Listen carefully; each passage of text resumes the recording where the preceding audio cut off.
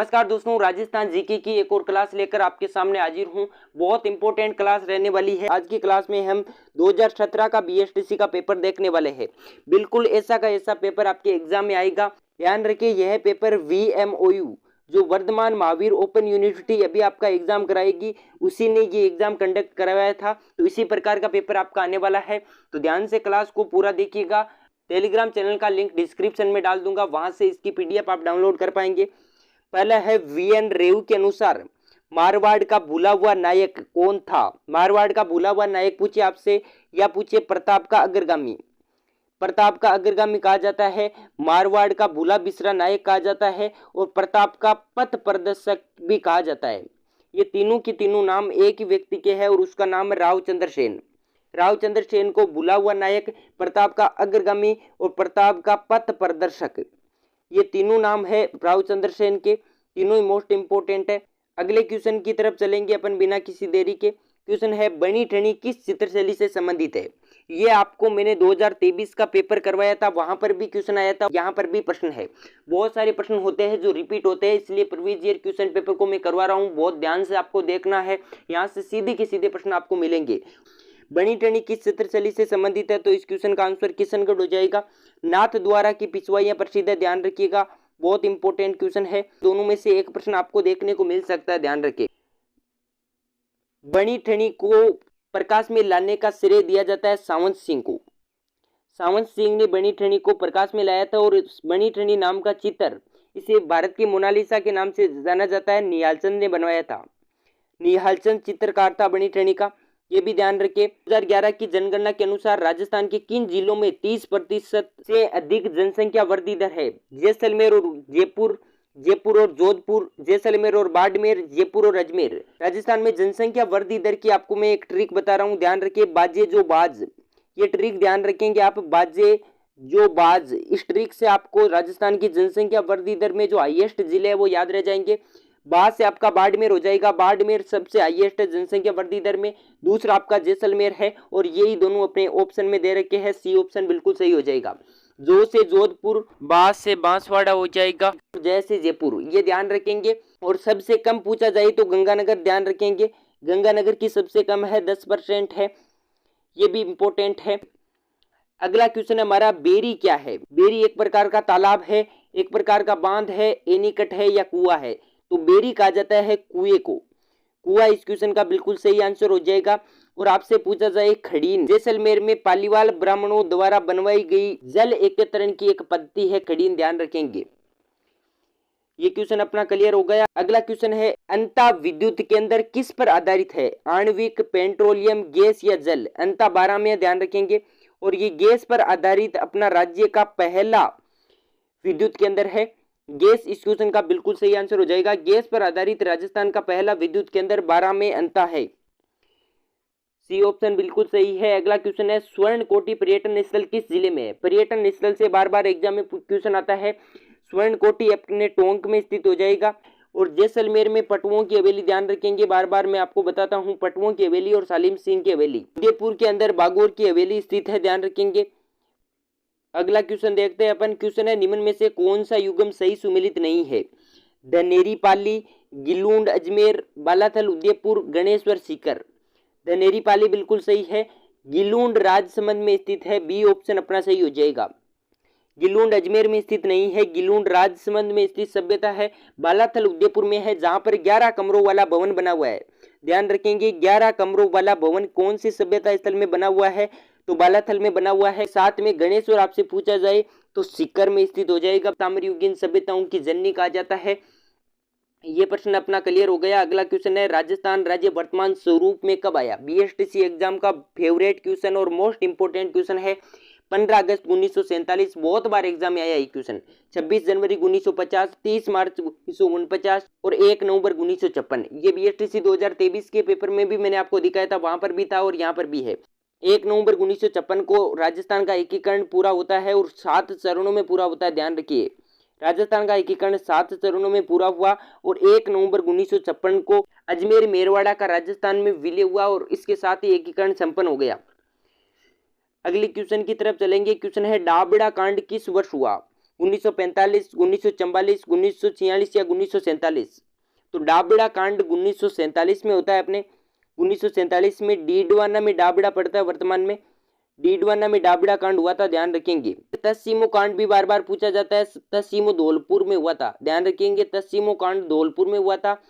और पूछा जाए रास्तापाल कांड, तो रास्तापाल कांड डूंगरपुर में हुआ था। पूनावाड़ा, ध्यान रखेंगे, पूनावाड़ा डूंगरपुर में हुआ था।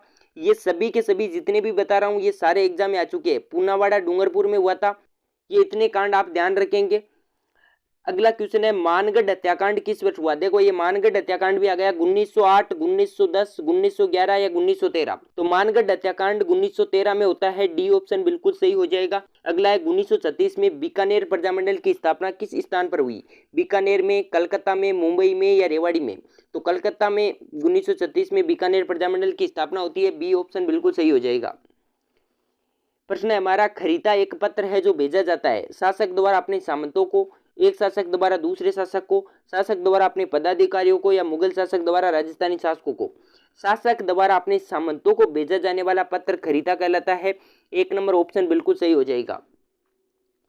अगला क्वेश्चन है सवाई जय सिंह ने कितने स्थानों पर वेधशालाओं का निर्माण कराया है? ये मैंने टॉपिक आपको करवाया था कालीबंगा सभ्यता वाला, और ये दोनों करवा के मैंने। इस क्वेश्चन का आंसर 5 हो जाएगा। 5 स्थानों पर वेधशालाओं का निर्माण करवाया, जिसमें अपने एक तो दिल्ली हो जाएगा, दिल्ली। साथ में आपसे बार बार एग्जाम में पूछा जाता है जंतर मंतर, जिसको 2010 में यूनेस्को की विश्व धरोहर सूची में शामिल किया गया। उज्जैन हो जाएगा अपने, साथ में वाराणसी हो जाएगा, और एक मथुरा हो जाएगा। ये पांचों की पांचों सवाई जय सिंह की वेधशालाएं हैं। सवाई जय सिंह सेकंड ने निर्माण कराया था। दिल्ली, जंतर मंतर, उज्जैन, वाराणसी और मथुरा, ये पांचों वेधशालाएं ध्यान रखेंगे।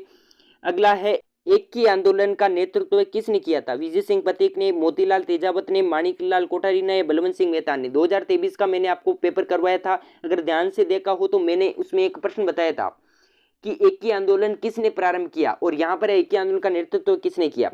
तो प्रश्न एक ही है, क्वेश्चन की लैंग्वेज चेंज की गई सिर्फ, बी मोतीलाल तेजावत इस क्वेश्चन का बिल्कुल सही आंसर हो जाएगा। बहुत सारे प्रश्न सीधे के सीधे रिपीट होते हैं। अब अपन अगले प्रश्न की तरफ चलेंगे। क्वेश्चन है हमारा, कौन सा युग्म सही है? मगरा नस्ल भेड़ की है, मारवाड़ी नस्ल भेड़ की है, मारवाड़ी नस्ल बकरी की है, और मालवी नस्ल गाय की है? तो मगरा आपको सभी को पता है भेड़ की नस्ल है, मारवाड़ी नस्ल भी भेड़ की है, मारवाड़ी बकरी की भी नस्ल है, और मालवी नस्ल गाय की है। यानी कि चारों ऑप्शन सही हो जाएंगे, ए, बी, सी और डी चारों सही है। 4 नंबर ऑप्शन बिल्कुल सही हो जाएगा। अगले प्रश्न की तरफ चलेंगे अपन। क्वेश्चन है कौन सा दुर्ग सोनारगढ़ दुर्ग के नाम से जाना जाता है? बीएसटीसी 2023 का पेपर मैंने आपको करवाया था, बार बार प्रश्न रिपीट हो रहे हैं, ध्यान रखें। 2023 में प्रश्न आया था सोनारगढ़ दुर्ग के बारे में, और यहाँ पर फिर से क्वेश्चन है जैसलमेर। इस क्वेश्चन का बिल्कुल राइट आंसर है। 1155 में इस दुर्ग का निर्माण राव जैसल भाटी ने करवाया था। यही क्वेश्चन बीएसटीसी 2023 में पूछा गया था। परवीज ये क्वेश्चन बहुत इंपॉर्टेंट है। राव जैसल भाटी ने इस दुर्ग का निर्माण करवाया था। त्रिकुट पहाड़ी पर यह किला बना हुआ है, ध्यान रखें, त्रिकुट पहाड़ी पर बना हुआ किला है। अगला क्वेश्चन देखेंगे अपन, मीरा ने अपने अंतिम दिन कहाँ बिताए? चित्तौड़ में, द्वारिका में, वृंदावन में या मेड़ता में? मीरा ने अपने अंतिम दिन बिताए थे द्वारिका में। मीराबाई के बचपन का नाम पेमल था, और इनका विवाह होता है भोजराज के साथ। ये दोनों प्रश्न भी आप ध्यान रखेंगे। भोजराज इनके पति का नाम था, और मीराबाई के बचपन का नाम पेमल था। अगला क्वेश्चन हमारा, शेखावाटी क्षेत्र में गिंदड़ नृत्य किस त्योहार के अवसर पर मनाया जाता है? होली के अवसर पर, दीपावली के अवसर पर, गणगौर के अवसर पर या तीज के अवसर पर? शेखावाटी में गिंदड़ नृत्य का आयोजन केवल पुरुषों द्वारा किया जाता है। पुरुषों द्वारा किया जाने वाला नृत्य है, यानी कि एक पुरुष प्रधान नृत्य इसे कहा जाता है। होली के अवसर पर शेखावाटी क्षेत्र में किया जाता है। 1 नंबर ऑप्शन बिल्कुल सही है। अगला क्वेश्चन है, थेवा कला किस स्थान की प्रसिद्ध है? तो ध्यान रखिएगा, प्रतापगढ़ का सोनी परिवार थेवा कला के लिए प्रसिद्ध है। परिवार के 5 सदस्यों को पद्मश्री पुरस्कार से सम्मानित किया जा चुका है। आपसे पूछा जाए ब्लू पोट्री, ब्लू पोट्री बहुत इंपॉर्टेंट है, ध्यान रखिए। ब्लू पोट्री जयपुर की प्रसिद्ध है, ब्लू पोट्री जयपुर। और ब्लू पोट्री के जो जनक है, ब्लू पोट्री को प्रकाश में लाने का श्रेय कृपाल सिंह शेखावत को जाता है। ये भी प्रश्न बीएसटीसी एग्जाम में आ चुका है, कृपाल सिंह शेखावत, ये ध्यान रखेंगे। ब्लैक पोट्री कोटा की है, और ब्लू पोट्री जयपुर की है। और साथ में आपसे पूछा जाए मसूर या साड़ियाँ, तो वह भी कोटा की प्रसिद्ध है। अगला क्वेश्चन हमारा, अलगोजा क्या है? ये बहुत बार एग्जाम में पूछा जाता है, आपको मैंने दिखाया था 2023 में भी यहाँ से प्रश्न आया था। त्योहार, मेला, वाद्य यंत्र और एक प्रकार का नृत्य। तो एक प्रकार का वाद्य यंत्र है सुशीर वाद्य यंत्र। अलगोजा एक प्रकार का सुशीर वाद्य यंत्र है। वाद्य यंत्र से बीएसटीसी में अब तक ये एक ही प्रश्न आया है और ये 5 से 6 बार आ चुका है ये प्रश्न। ध्यान रखिए, इंपॉर्टेंट क्वेश्चन है, सुशीर वाद्य यंत्र है। अगला क्वेश्चन है कोटा, बारां, बूंदी और झालावाड़। यहाँ से एक प्रश्न पक्का आएगा, ध्यान देना, मैं बता रहा हूँ आपको। कोटा, बूंदी, बारां और झालावाड़ को हाड़ौती क्षेत्र के नाम से जाना जाता है। वागड़, डूंगरपुर और बांसवाड़ा को कहा जाता है। वागड़ या मेवल आपसे पूछा जाए, डूंगरपुर और बांसवाड़ा के आसपास के क्षेत्र को वागड़ कहा जाता है या मेवल भी इसे कहा जा सकता है। यहाँ पर है ढूंढाड़, तो ढूंढाड़ जयपुर के आसपास के क्षेत्र को कहा जाता है। और जांगल प्रदेश आपसे पूछा जाए तो ये बीकानेर और नागौर के आसपास के क्षेत्र को कहा जाता है। बीकानेर और नागौर के आसपास के क्षेत्र को कहा जाता है जांगल देश। ये बहुत इंपॉर्टेंट है, ध्यान रखिए। एक शेखावाटी, सीकर, चूरू, झुंझुनू, ये आपको पता ही होगा। मेवात आपसे पूछा जाए तो अलवर, भरतपुर का क्षेत्र है। अलवर और भरतपुर के क्षेत्र को मेवात के नाम से जाना जाता है। ये इतने प्रश्न ध्यान रखेंगे। अगला क्वेश्चन है निम्नलिखित में से कौन सा दुर्ग जल दुर्ग की श्रेणी में आता है। बीएसटीसी 2021 में भी ये प्रश्न आया था और 2017 का ये पेपर है, यहाँ पर भी प्रश्न है। इस क्वेश्चन का आंसर गागरोन दुर्ग होगा। राजस्थान में 3 दुर्ग जल दुर्ग की श्रेणी में आते हैं। पहला गागरोन का दुर्ग है, दूसरा आप ध्यान रखेंगे भैंसरोडगढ़ दुर्ग और शेरगढ़ दुर्ग। गागरोन, भैंसरोडगढ़ जो चित्तौड़गढ़ में स्थित है और एक शेरगढ़ दुर्ग बारांवाला जो जल दुर्ग की श्रेणी में आता है। ये तीनों के तीनों दुर्ग आपको ध्यान रखने हैं। अगला क्वेश्चन है हमारा, राज प्रस्तुति किस स्थान पर स्थापित की गई। जगदीश मंदिर, राजसमंद झील के बांध में, जय समुद्र पर या चित्तौड़गढ़ में।